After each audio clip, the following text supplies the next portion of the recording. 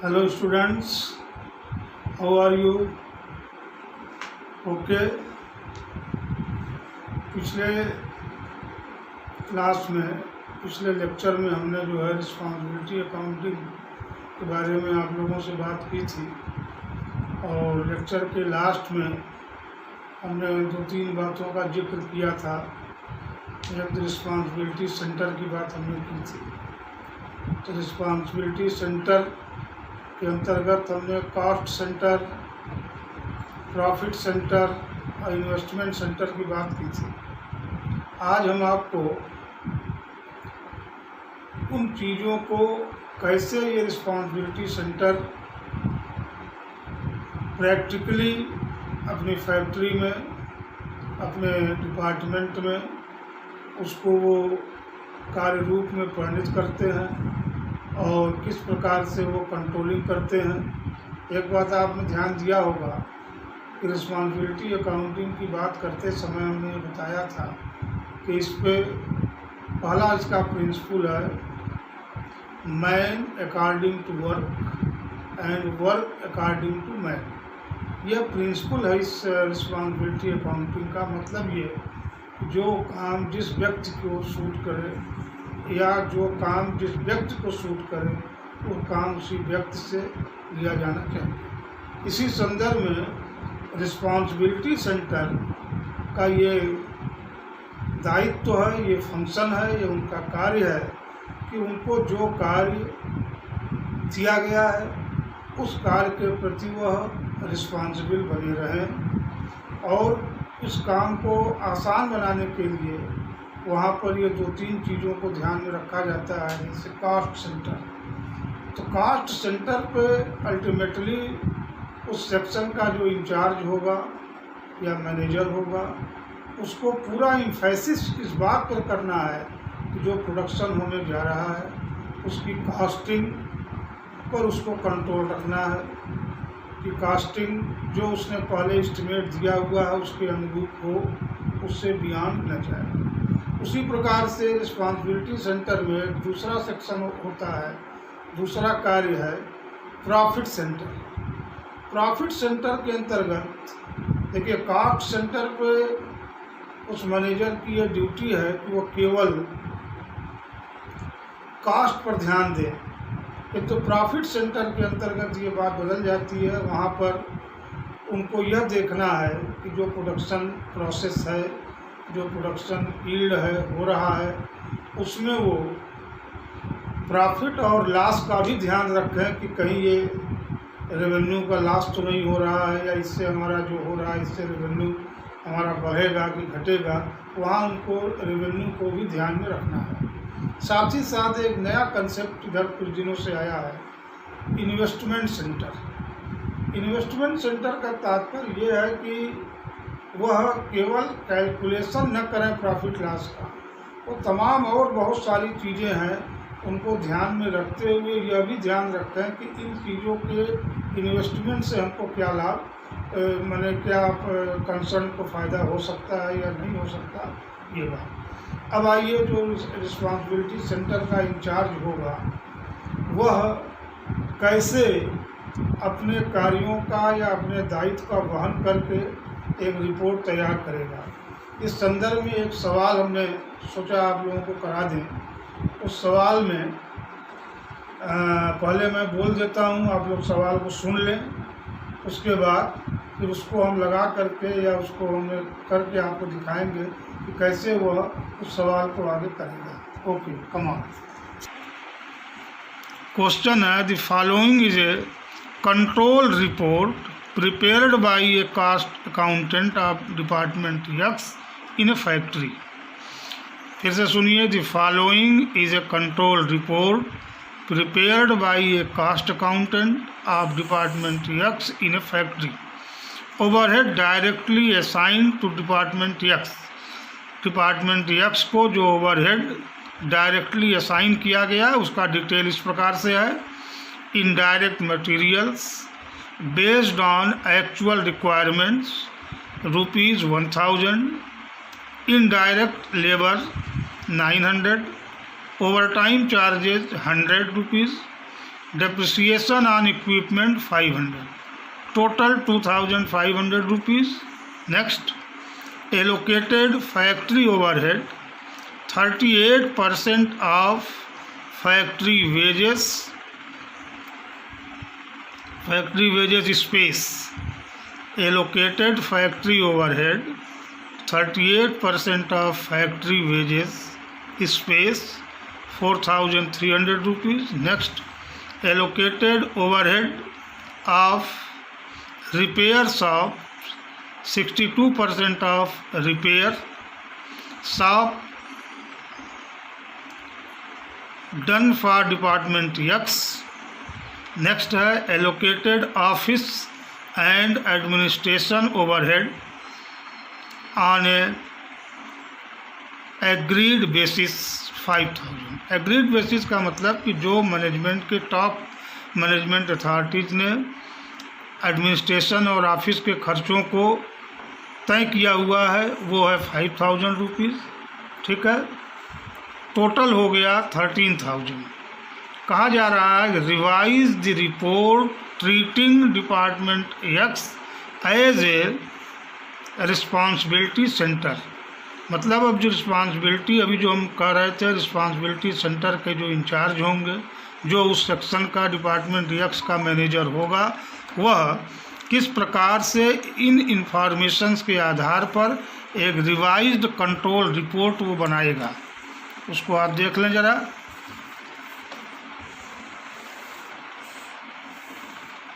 यहाँ हो गया रिवाइज्ड कंट्रोल रिपोर्ट।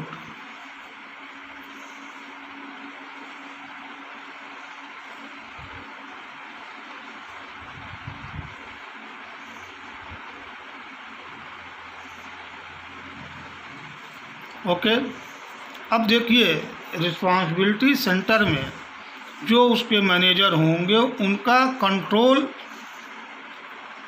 वही होगा, इम्फेसिस उनका रहेगा कंट्रोलेबल कॉस्ट पर।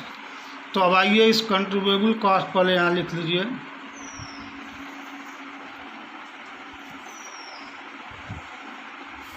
इसके अंतर्गत आएगा इनडायरेक्ट मटेरियल,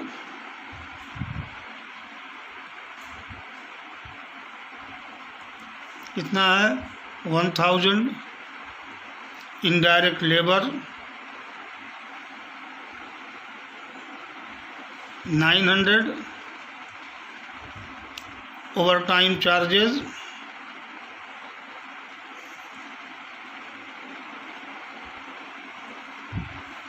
100, टोटल हो गया 2000। अब देखिए डेप्रिसिएशन ऑन इक्विपमेंट को हमने छोड़ दिया। क्योंकि यह खर्च जो है अनकंट्रोलेबल कॉस्ट के अंतर्गत आता है, जिस पर मैनेजर का कोई कंट्रोल संभव नहीं है। ठीक है, अब आइए इसमें देखा जाए allocated factory overhead 38% of factory wages space, ये भी अनकंट्रोलेबल कॉस्ट है, इसलिए इसको भी हम नहीं कंसीडर कर सकते। Allocated overhead repair shop 62% of repair shop done for department x, ये कंट्रोलेबल कास्ट में आएगा, तो इसको भी आप ले सकते हैं। Allocated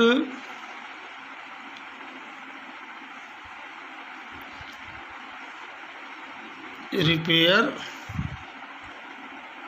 cost 1200।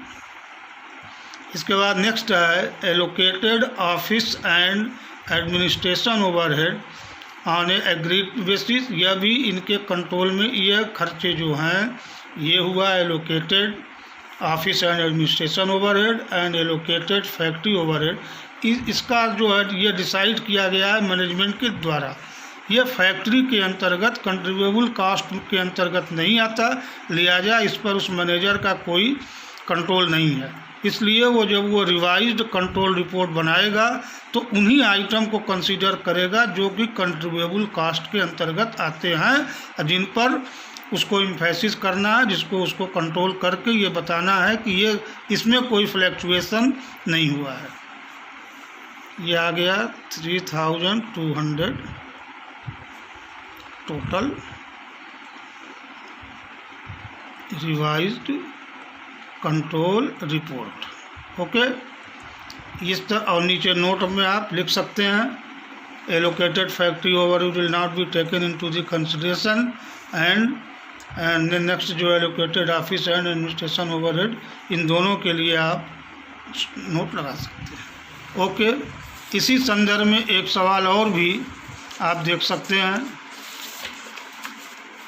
ये दूसरा सवाल है,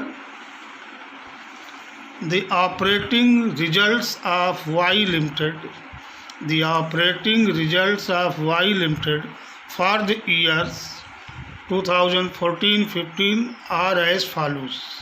Okay, sales 8 लाख रुपए, लेस वेरिएबल कॉस्ट 5,60,000 रुपया, contribution 2,40,000, less fixed cost 80,000, next net profit 1,60,000।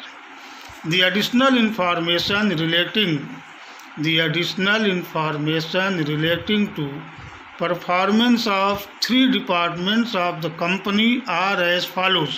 यह इन्होंने कंसोलिडेटेड दिया था, जो कि 3 डिपार्टमेंटों के खर्चे का ये टोटल था। डिपार्टमेंट वाइज इन्होंने खर्चा अलग से दिया है, department A, department B, department C. Department A का सेल्स है 3,52,000 रुपये, बी का है 2,88,000 रुपये और सी का है 1,60,000। Variable cost 2,40,000 department A, department B का 1,76,000 एंड डिपार्टमेंट सी का 1,44,000। नेक्स्ट है direct fixed cost 28,800, 22,400 and department C का है 12,800। Now you are required to prepare performance evaluation report and rank the 3 departments on the basis of relative profitability। पहले प्रश्न को समझ लीजिए। प्रश्न में ये है कि एक डिपार्टमेंट का कंसोलिडेटेड कास्ट का डिटेल दिया हुआ है और नेट प्रॉफिट बताया कि 1,60,000 आया, किंतु फिर उसी को सारे डिपार्टमेंट का, जो 3 डिपार्टमेंटों का ये टोटल था, उसको अलग अलग क्लासिफाई करके इन्होंने दे दिया है। अब ये कहते हैं कि you are required to prepare performance evaluation report and rank the 3 departments on the basis of relative profitability. अब इसको आप कैसे करोगे ये देख लो।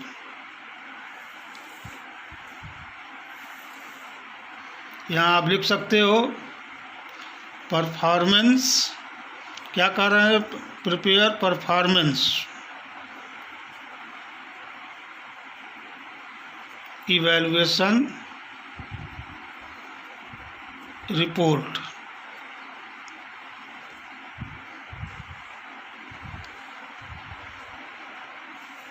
ए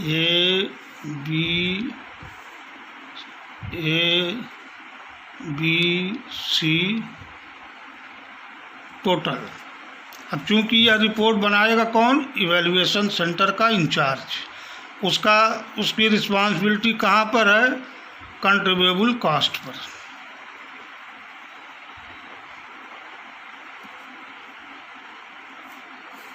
कंट्रीब्यूएबल कॉस्ट में क्या आएगा, पहले तो आप यहाँ लिख लें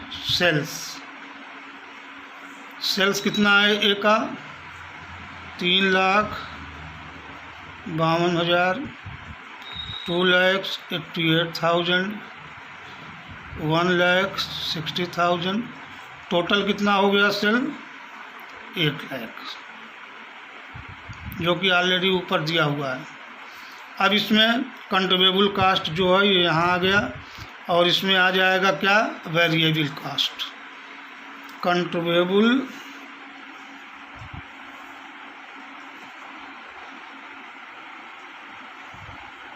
वेरिएबल कॉस्ट कितना है, 2,40,000 1,76,000, 1,44,000। इन तीनों का टोटल यहाँ करना होगा। ये आएगा आपका 5,60,000। घटा दीजिए 0 0 0 2 1 1। 1,12,000,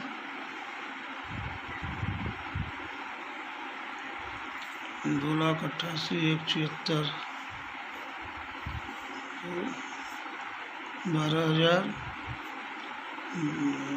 6 1 16,000। इनका टोटल कर लीजिए 0 2,40,000। ये क्या आया? सेल्स में से जब आप कंट्रीब्यूएबल वेरिएबल कास्ट घटाए तो मार्जिनल कास्टिंग के नियम के तहत ये क्या आया? कंट्रीब्यूशन, जिस पर हमारा ऑलरेडी लेक्चर हो चुका है। ये कंट्रीब्यूशन आ गया मार्जिन। अब इसमें से हमको क्या लेस करना है? Direct fixed cost.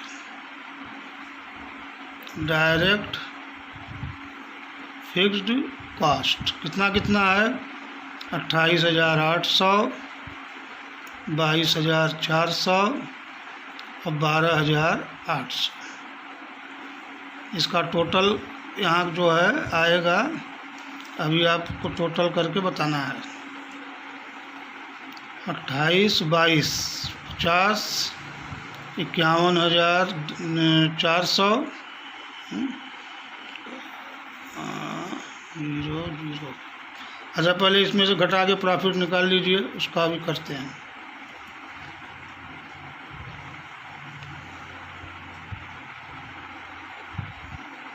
$83,200, $3,200। अब इसका टोटल कहीं कर लेते हैं। 28,800, 28, 22, 50, 51,200 और 52, 62, 63, 64,000। ये टोटल आ रहा है 64,000। इसमें से घटाया आपने 2,40,000 में से, ये हो गया 6, 13 में से 6 गया 9, 1,60,000 आएगा। ये टोटल में जो है, इसको चेक कर लीजिए।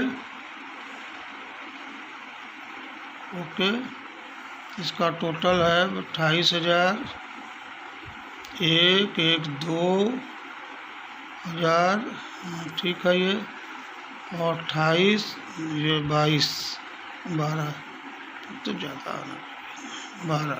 खैर, अब आप यहाँ देखिए, ये जो प्रॉफिट आया है सेल का कितने परसेंट है?